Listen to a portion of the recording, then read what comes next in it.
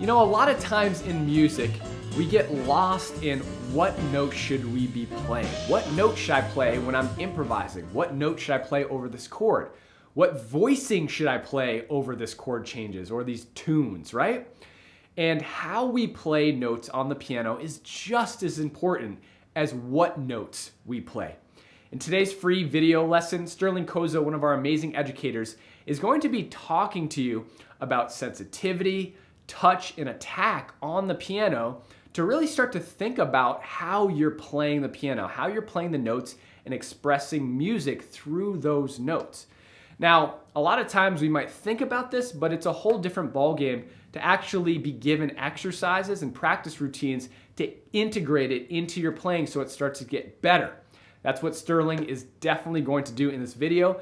Give you some exercises to work on your sensitivity, your touch, in all the amazing jazz notes and theory that you're learning so that you can express those to their full potential. My name is Brendan Lowe, creator and founder of Jazz Piano School. Don't forget to go to jazzpianoschool.com to check out all the free, amazing education that we have. And if you are looking to take that next step, there is a membership available. With that being said, let's dive right in. Hey everybody, it's Sterling again. In this week's podcast, we're talking about touch. Now, in jazz piano education, especially here at JPS, we talk a lot about the what, right? What chords, what scales, what sounds good over, solo sections, all these tools that we can have at our disposal to, make original statements, especially improvising at the keyboard. We don't always talk about the how. So the how can be important for adding expression to what we're playing, right? Sometimes the what can be just a means to an end, but what about how to get there? So today I'm going to show you some ways that you can work on the how with your touch. Now, some of you may have a classical background. Me, myself, I personally studied classical for a long time from an early age, so I was fortunate to have that early on. And a lot of great jazz pianists had that background. Somebody like Oscar Peterson, for example, you can hear it in his playing. He's obviously got the what in terms of all the beautiful language and vocabulary that he uses, but it's also how he uses it, right? So he's a great example of that. Now, I don't necessarily think that you have to study classical piano in order to get a good touch on the instrument or be able to play expressively. There's plenty of pianists that didn't have that background that still play in a really nuanced and expressive way. But how do we get there? So that's what I'd like to help you with today. We're going to start with a fun exercise, and what I want you to do, if you're following along at home, is just put your hands together and get some friction going. So we're just going to rub our hands together, just like science class, back in 5th grade.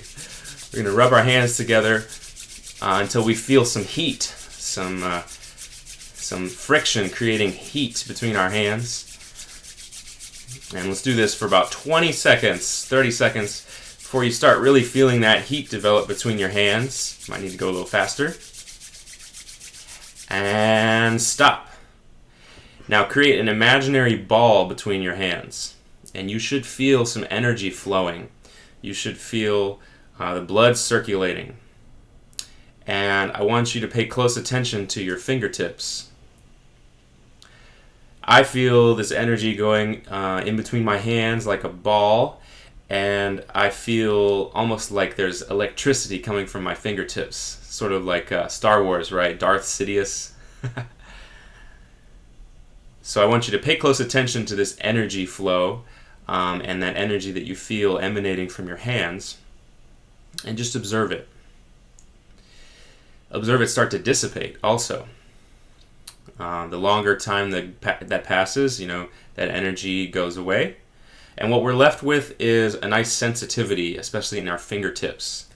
So our hands have a multitude of nerve endings, and especially in our fingertips, they're really sensitive. That's why when you burn your fingertips or parts of your hand, it really hurts a lot because they're very sensitive.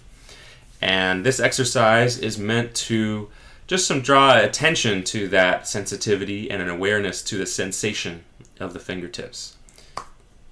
So this is something that you can do before you sit down to the keyboard, once you warm up and everything. Before your warm up, just generate a little heat, a little energy, a little friction, and then just observe, that sensation, the feeling of the hands and the fingertips especially. And then when we go to the keyboard, we've got an added level 70% of awareness. And that's really what we're looking for here, is awareness. So what I want to show you today is a simple way that you can think about adding to your current routine of technique and drawing some awareness to the sensitivity of your touch at the instrument. So what we're going to do is just do a simple scale warm-up and focus on our touch. So you should have some sort of technical routine, some sort of major scale routine. If you don't already, what I like to recommend is just 2 octaves, both hands.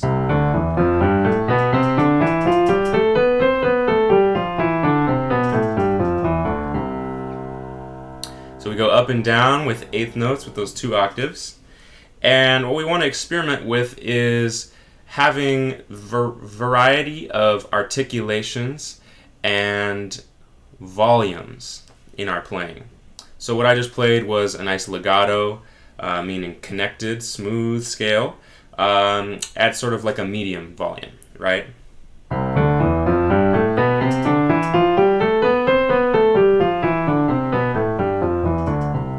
Well, how much do you practice your scales at a soft volume? What if we play them at a piano or a pianissimo even?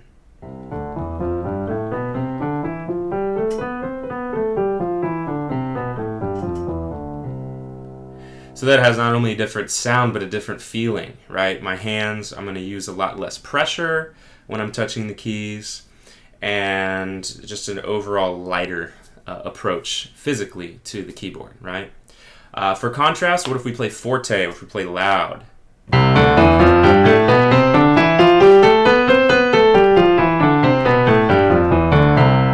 Right? That has a totally different sound, and also a different touch. I'm using a lot more pressure. I'm not pounding the keys. My fingers are not leaving the keyboard. They're still staying on the keyboard the whole time.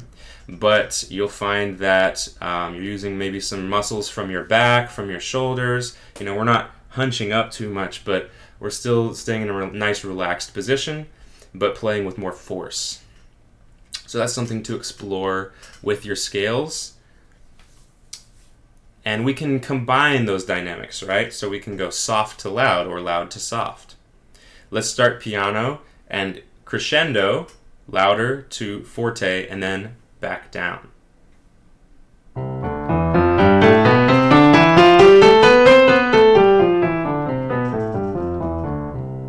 What if we do the opposite? What if we start forte and go down to piano and then back up to forte at the end?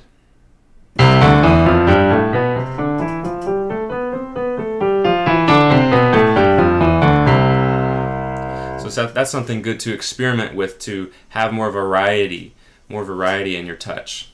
When you get more advanced at these scales, this is very effective to do with 4 octaves as well. So I'll go from loud to soft and then loud again with 4 octaves.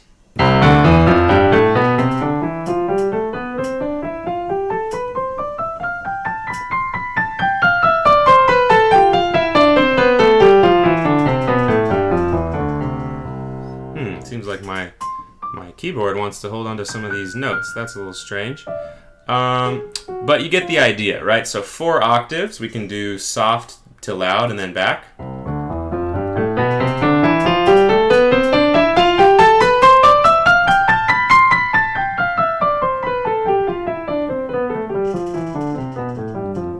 By the time you get down to the very bottom, you have to be at a pianissimo, right? As softly as you can play, because you've got a lot of time from the top back down to the bottom. So it'd be forte, maybe mezzo forte in the middle, and then pianissimo, the quietest. So by practicing these scales with a variety of dynamics, we can have a variety of touches that we use at the keyboard. And your muscles will get used to different approaches to apply those said dynamics. Now the next thing we want to think about is articulation. We use dynamics, now let's do some articulation. How many times have you practiced scales with staccato notes, short notes?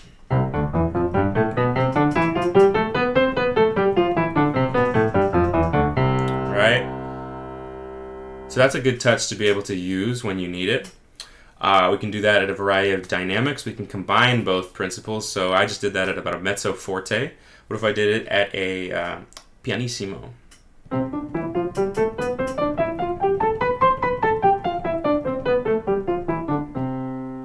Right? How about fortissimo?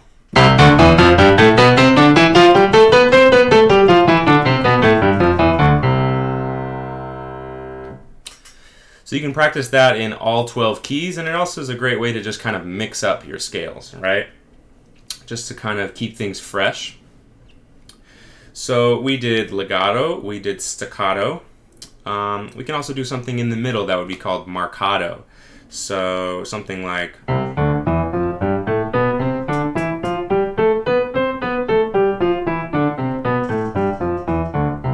in the middle, like the notes are separated, there's still a little space between each of them, but they're longer sustained than the staccato.